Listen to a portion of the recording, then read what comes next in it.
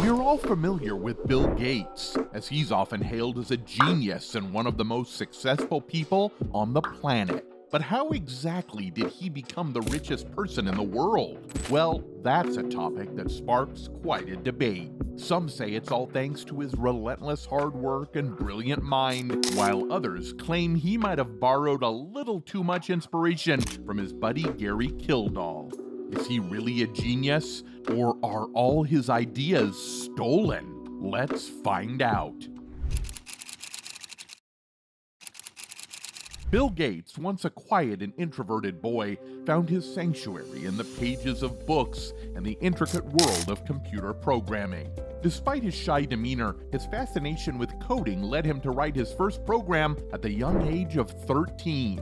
His parents perhaps envisioned a different path for him and hoped that he would pursue a more conventional career. Yet, Gates was determined to follow his passion, even if it meant diverging from societal expectations. During his time at Harvard University, Gates's affinity for computers only grew stronger. Instead of focusing solely on his studies, he dedicated countless hours to coding, immersing himself in the growing field of computer technology. Alongside his childhood friend, Paul Allen, Gates co-founded Microsoft, driven by their shared vision of revolutionizing personal computing. The journey was far from smooth sailing. Gates and Allen faced numerous challenges along the way, from financial struggles to legal disputes. Despite these obstacles, Gates remained steadfast in his pursuit, viewing each setback as an opportunity for growth. Their breakthrough came with the creation of Windows, a game-changing operating system that would shape the future of computing. Although the early versions of Windows were met with criticism for their subpar graphics and performance, Gates refused to be deterred. He saw beyond the initial challenges, recognizing the immense potential of their creation. With perseverance and unwavering determination, Gates and his team worked tirelessly to refine Windows, eventually turning it into a commercial success. But why does this success spark controversial debates? Let's journey back to 1977. Apple had just unleashed its groundbreaking creation onto the world, the Apple II. It's sleek, it's sophisticated, and it's causing quite a stir in the tech realm. People are buzzing with excitement as they get their hands on this revolutionary personal computer. Apple's innovative idea takes the world by storm, catapulting the PC industry to a whopping billion-dollar status in just 3 short years. Now, IBM, the heavyweight champion of the tech world at the time, and known for their large mainframe computers, was eyeing Apple's success with keen interest. They recognized the need to evolve with the times and set out on a mission to develop a modern computer that could rival Apple's cutting-edge technology. By 1980, they'd crafted their own PC design, but there was one crucial component missing: the operating system. The operating system is a software wizard that orchestrates the symphony of tasks within a computer. From file management to memory handling, it kind of handles everything. So Bill Gates, the visionary behind Microsoft, a company that was still in its infancy. When IBM came knocking on his door, Gates found himself thrust into the spotlight and was tasked with creating the elusive operating system that will power IBM's PC. Undeterred, Gates rose to the challenge, but with a twist. He was not going to reinvent the wheel when he knew just the man for the job, Gary Kildall.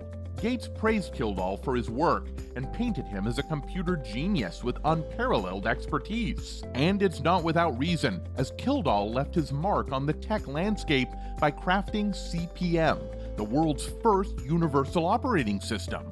Before CP/M, computers were shackled to their own proprietary operating systems, unable to communicate beyond their own confines. But Kildall shattered these barriers, offering a single OS solution that could seamlessly adapt to any computer.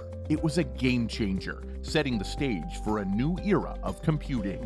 As Gates and IBM danced around the intricacies of their partnership, the stage was set for a clash of titans. Did Gates's gamble pay off? Could Kildall's brilliance shine through in the face of corporate intrigue? Let's see. Gary Kildall, a tech whiz with a knack for innovation, tinkering away in his workshop, oblivious to the potential gold mine he's sitting on. While the world marvels at his creations, Gary's mind is consumed not by dollar signs, but by the sheer joy of creation. It's not about the money for him, it's about pushing the boundaries of what's possible in the world of computing.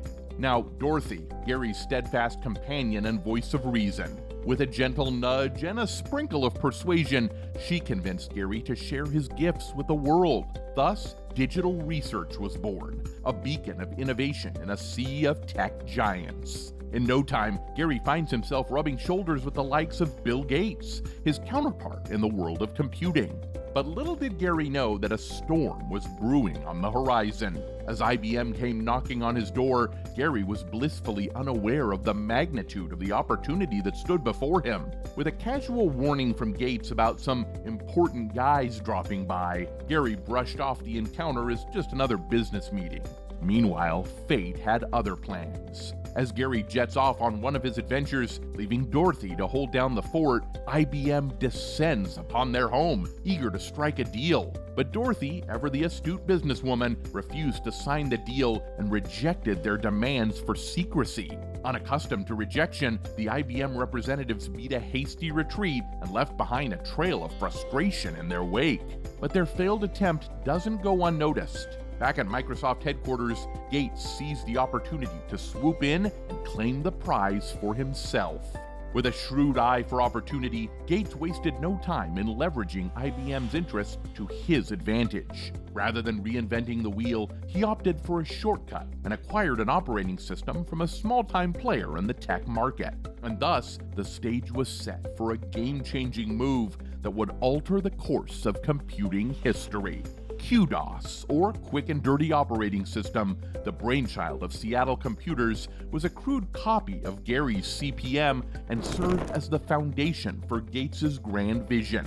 With a few tweaks and adjustments, MS-DOS was born, a precursor to the iconic Windows operating system that would come to dominate the PC landscape for decades to come.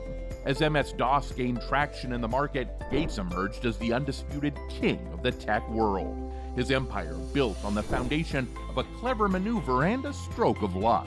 But amidst the triumph and glory, a shadow looms over Gary Kildall, the unsung hero whose brilliance paved the way for Gates' success. Despite his contributions, Gary's legacy is overshadowed by Gates' towering presence in the industry. Where Gary saw passion, Gates saw profit. Where Gary saw an opportunity, Gates saw a chance to seize control. And as the world marvels at Gates' meteoric rise, Gary faded into the background, a footnote in the annals of computing history.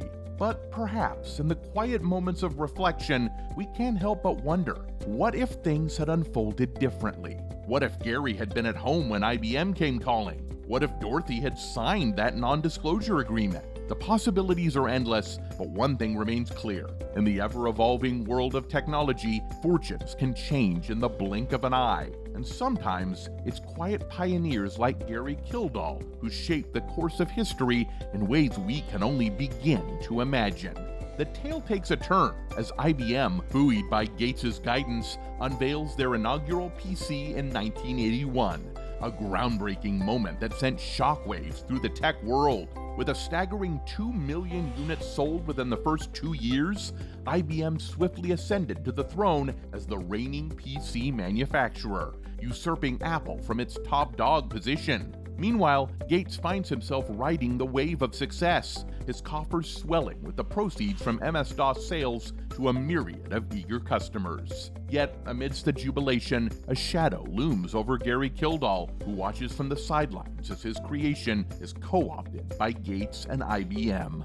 Faced with the harsh reality of his diminished role in the unfolding saga, Kildall contemplated legal recourse, threatening to sue Gates and IBM in a bid to reclaim what he sees as rightfully his. In a bid to quell the rising tide of discontent, IBM concedes to offer CP/M alongside MS-DOS, affording users the freedom to choose their preferred operating system. But Kildall's moment of triumph was short-lived, as the harsh realities of the marketplace came crashing down upon him. Despite his best efforts, MS-DOS emerges as the preferred choice among consumers, relegating CPM to the sidelines and dealing a crushing blow to Kildall's aspirations. Disheartened and disillusioned, Kildall finds himself grappling with the weight of his perceived failure. His attempts to assert his claim to MS-DOS fell on deaf ears, as Gates's towering presence in the industry casts a long shadow over his protestations. As Kildall's mental and physical health deteriorates under the strain of his personal and professional setbacks, he finds solace in the bottle and seeks refuge in the numbing embrace of drugs and alcohol. Tragically, his downward spiral reaches its nadir at a fateful encounter in a biker bar, where a violent altercation leaves him with fatal injuries. In the aftermath of his untimely demise, the debate rages on. Was Kildall a victim of his own hubris, blind to the warning signs that surrounded him? Or was he a visionary ahead of his time, unjustly overshadowed by the machinations of a more cunning adversary?